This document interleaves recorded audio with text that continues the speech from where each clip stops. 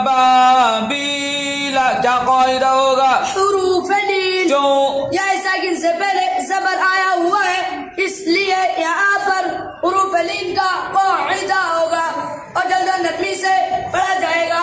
اور کیا قاعدہ ہوگا؟ اظہار حقیقی کیوں؟ تنوین کے بعد حمزہ اظہار کے چہروں میں سے آیا ہوا ہے، اس لیے یہاں پر اظہار حقیقی کا قاعدہ ہوگا اور نون ساکن یا تنوین جلد پڑھا جائے گا، نہ کھینچا جائے گا، نہ گننا ہوگا، جیسے طیرن ابابیلا۔ اور کیا قاعدہ ہوگا؟ حروف مدہ کیوں؟ زبر والا حرف الف کے ساتھ آیا ہوا ہے، اس لیے یہاں پر حروف مدہ کا قاعدہ ہوگا۔ لمن خشیہ کیا قاعدہ ہوگا بھائی؟ اظہار حقیقی کیوں؟ نون ساکن کے بعد قاعدار کے چھ حرفوں میں سے آیا ہوا ہے، اس لیے یہاں پر اظہار حقیقی کا قاعدہ ہوگا اور نون ساکن یا تنوین جلد پڑھا جائے گا، نہ کھینچا جائے گا، نہ گننا ہوگا، جیسے لیمن خشیہ۔ فمن عفیہ کیا قاعدہ ہوگا؟ اظہار حقیقی کیوں؟ نون ساکن کے بعد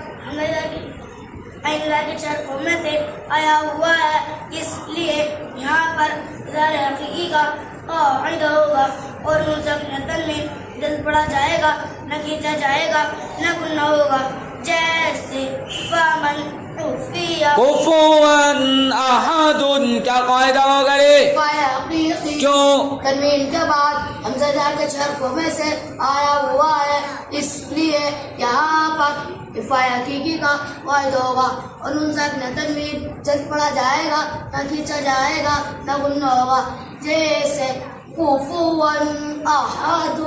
کتاب حکیم کیا قاعدہ ہوگا؟ حروف مدہ کیوں؟ زبر والا حرف الف کے ساتھ آیا ہوا ہے، اس لیے یہاں پر حروف مدہ کا قاعدہ ہوگا اور ایک الف کے برابر کھینچ کر پڑھا جائے گا۔ حروف مدہ کا قاعدہ سنائیے۔ نمبر 9 حروف مدہ 3 ہے، الف واو یا زبر والا حرف الف کے ساتھ، پیش والا حرف واو ساکن کے ساتھ، زیر والا حرف یا ساکن کے ساتھ ہو تو یہ حروف مدہ بن جائیں گے اور ایک الف کے برابر کھینچ کر پڑھے جائیں گے، جیسے با بو بی، ان کو حروف مدہ اور اس مد کو مدہ سے کہتے ہیں۔ اور کیا قاعدہ ہوگا؟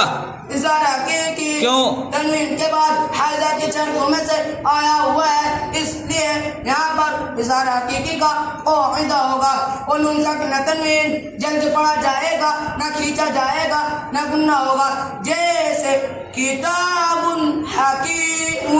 من غیرہ کیا قاعدہ ہوگا بھائی؟ اظہار حقیقی کیوں؟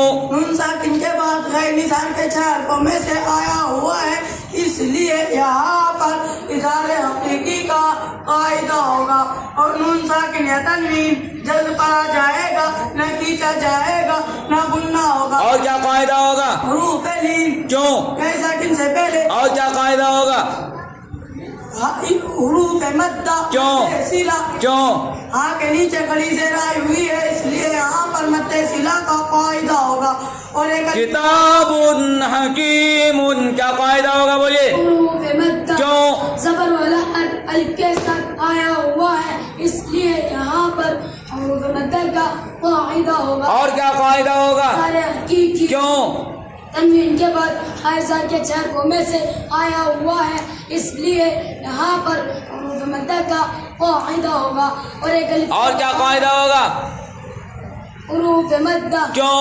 یہ ساکن سے پہلے زیر آیا ہوا ہے، اس لیے یہاں پر حروف مدہ کا قاعدہ ہوگا اور ایک الف کے برابر کھینچ کر پڑھا جائے گا، جیسے کتاب حکیم۔ عذاب غلیظ کیا ہوگا؟ حروف مدہ کیوں؟ زبر والا حرف الف کے ساتھ آیا ہوا ہے، اس لیے یہاں پر حروف مدہ کا قاعدہ ہوگا اور ایک الف کے برابر کھینچ کر پڑھا جائے گا، جیسے عذاب غلیظ۔ اور کیا قاعدہ ہوگا؟ اظہار حقیقی کیوں؟ تنوین کے بعد غیر اظہار کے چھ حرفوں میں سے آیا ہوا ہے، اس لیے یہاں پر اظہار حقیقی کا قاعدہ ہوگا اور نون ساکن یا تنوین لفظ پڑھا جائے گا نہ کھینچا جائے گا نہ غنہ ہوگا جیسے عذاب غلیظ اور کیا قاعدہ ہوگا؟ حروف مدہ کیوں؟ یا ساکن سے پہلے زیر آیا ہوا ہے اس لیے یہاں پر حروف مدہ کا قاعدہ ہوگا اور ایک الف کے برابر کھینچ کر پڑھا جائے گا جیسے عذاب غلیظ